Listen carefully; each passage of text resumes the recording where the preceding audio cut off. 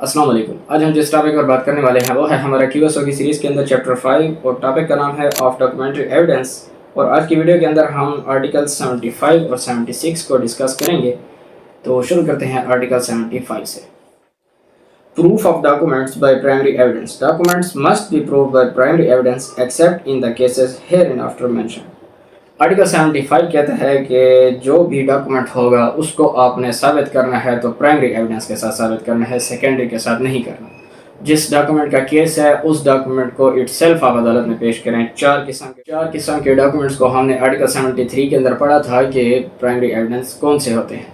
तो कानून कहता है, आर्टिकल 75 कहता है कि उसी के साथ आपने पेश करना है अपना दावा, उसी के साथ साबित करना है। लेकिन ये जनरल रूल हो गया। इसकी एक एक्सेप्शन है कि आर्टिकल 76 के अंदर कुछ ऐसे कानून बताए गए हैं कि अगर आपका प्राइमरी आपके पास मौजूद नहीं है तो फिर आप सेकेंडरी ला सकते हैं, जो कि हमने 74 में पढ़ा था। वो वाला डॉक्यूमेंट फिर आप ला सकते हैं। कौन से केसेस में? 76 के अंदर वो केसेस बताए गए। Cases in which secondary evidence relating to document may be given.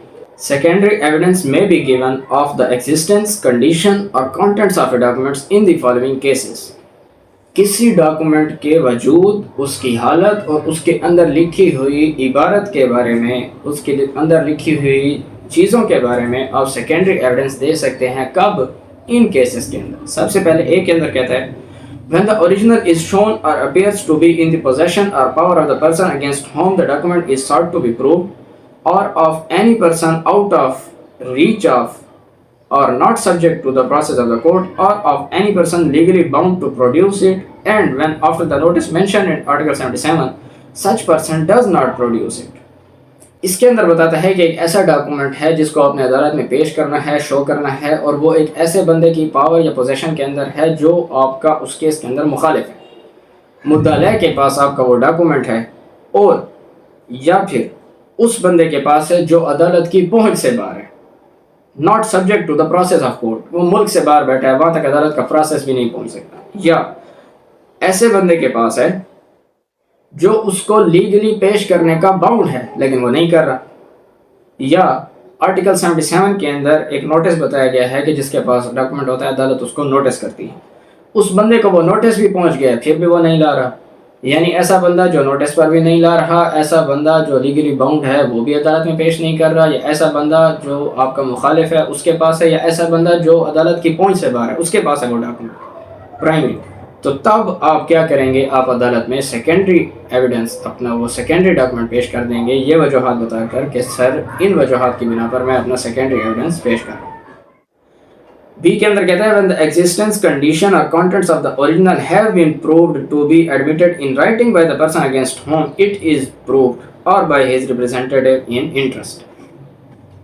एक ऐसा डॉक्यूमेंट है जिसको आपके मुखालिफ ने एडमिट कर लिया है, वो मान रहा है कि ये डॉक्यूमेंट इस तरह है, यानी कि जिस असल डॉक्यूमेंट की ये बात कर रहा है उसको मैं भी मान रहा हूँ। फॉर एग्जांपल निकाह नामे की बात हो रही है तो दोनों पार्टीज मान रहे हैं कि जी बिल्कुल निकाह हुआ था, निकाह नामा को हम मानते हैं।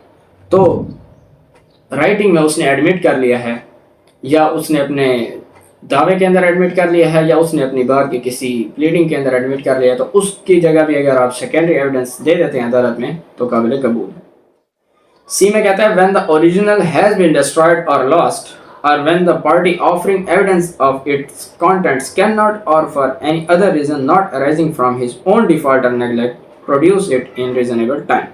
कि असल डॉक्यूमेंट या ज़ाया हो गया है या गुम हो गया है, या वो पार्टी जो असल डॉक्यूमेंट को पेश करना चाह रही है वो अपनी गलती के बिना उसको पेश नहीं कर पा रही, यानी वो पार्टी उसको पेश नहीं कर पा रही लेकिन उसके अंदर उसका कोई कसूर नहीं है, ना उसकी कोई नेगलेक्ट है, ना उसकी कोई डिफ़ॉल्ट है, फिर भी वो डॉक्यूमेंट अदालत में नहीं लाया जा सकता।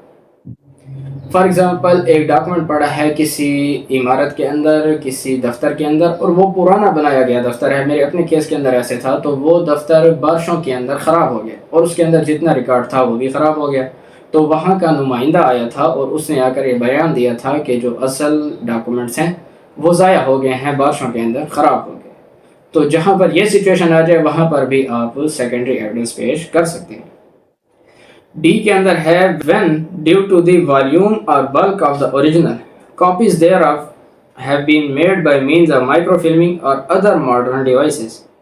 ڈی کے اندر کہتا ہے کہ جب اوریجنل ایسے ڈاکومنٹس ہیں کہ جن کے والیوم اور بلک اتنا زیادہ ہے کہ ان کی وجہ سے پوری بوریاں بھری پڑی ہیں، پورے کمرے بھرے پڑے ہیں، جیسے ہم ریکارڈ روم میں جائیں تو پورے کمرے بھرے پڑے ہوتے ہیں، ایسے اگر نادرا کے اندر اور دفاتر کے اندر جہاں بہت زیادہ تعداد میں ڈاکومنٹس پڑے ہوتے ہیں، تو کیا کیا جا رہا ہے کہ ان کو کمپیوٹرائز کیا جا رہا ہے، مائکرو فلمنگ کے ذریعے یا اسکیننگ کے ذریعے ان کو کمپیوٹر میں لایا جا رہا ہے اور ان کی چھوٹی چھوٹی فائلز بنائی جا رہی ہیں تاکہ ان سیکس کو، ان پورے بوریوں کو کہیں پر پیش نہ کیا جائے اور اٹھانا کھولنا ان کے لیے مشکل ہوتا ہے۔ تو جہاں پر عدالت میں کوئی کیس آ گیا ان ڈاکومنٹ سے ریلیٹڈ، تو جب اس دفتر میں جائیں گے تو وہ اس کی کمپیوٹرائزڈ مائکرو فلمنگ یا ہمیں اس کی اسکیننگ یا کاپی دے دیتا ہے PDF فارم کے اندر، تو وہ ہم عدالت میں پیش کر سکتے ہیں ایز اے سیکنڈری ایویڈنس۔ اب وہ ہو گیا تو سیکنڈری، کیونکہ پرائمری تو وہ ڈاکومنٹ خود ہے جو کہ اس بوری کے اندر پڑا ہے، لیکن یہاں پر اجازت دے دی گئی ہے کہ جب وہ تعداد اتنی زیادہ میں ہے کہ اس پوری بوری کو عدالت میں لانا اور اس کو کھولنا اور چیک کرنا بہت انکنوینئنٹ ہے عدالت کے لیے،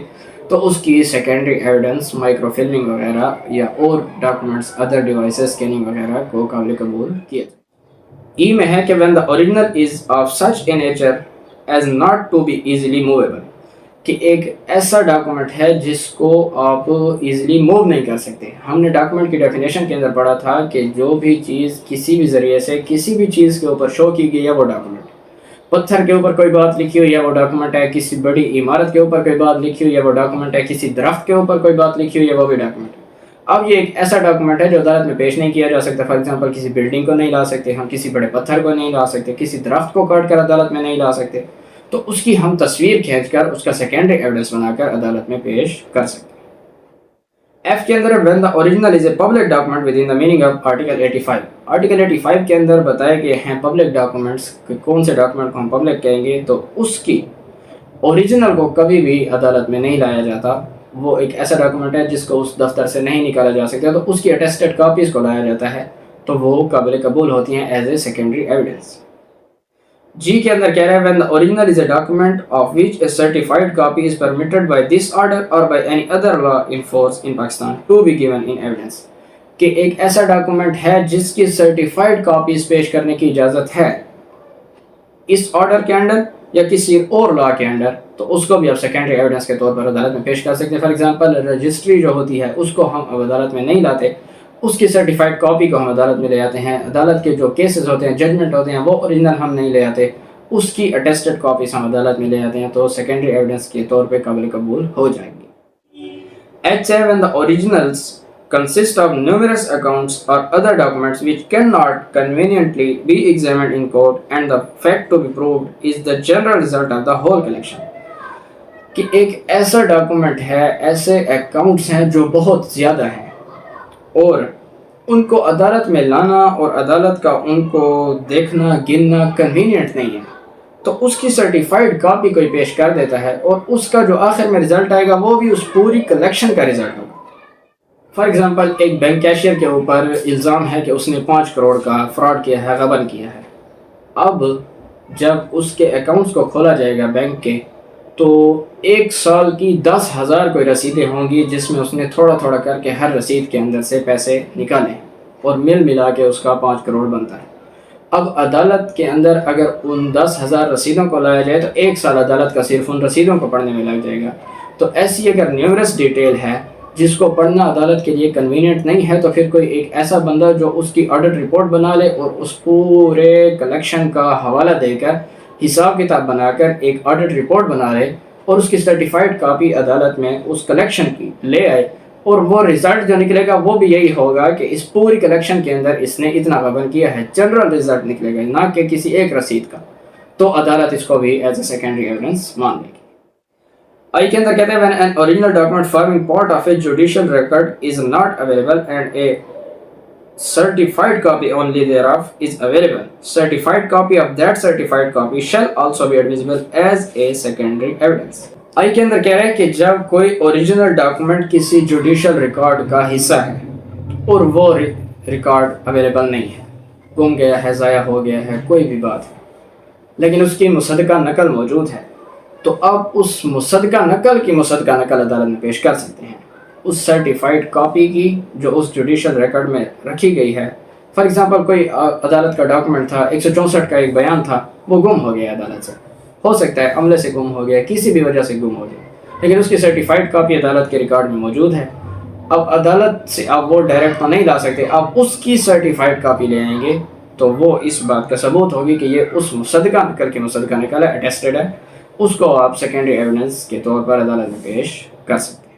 تو یہ تھا جی آج کا ہمارا لیکچر آرٹیکل 76 کے ریلیٹڈ، اور اس کے اندر ہم نے پڑھ لیا ہے کہ کون سے کیسز کے اندر ہم سیکنڈری ایویڈنس کو عدالت میں لا سکتے ہیں۔ اگر آپ کا کوئی کوسچن ہے تو آپ کمنٹس باکس میں پوچھ سکتے ہیں۔ ملتے ہیں اپنی اگلی ویڈیو میں، تب تک کے لیے تھینک یو سو مچ، اللہ حافظ۔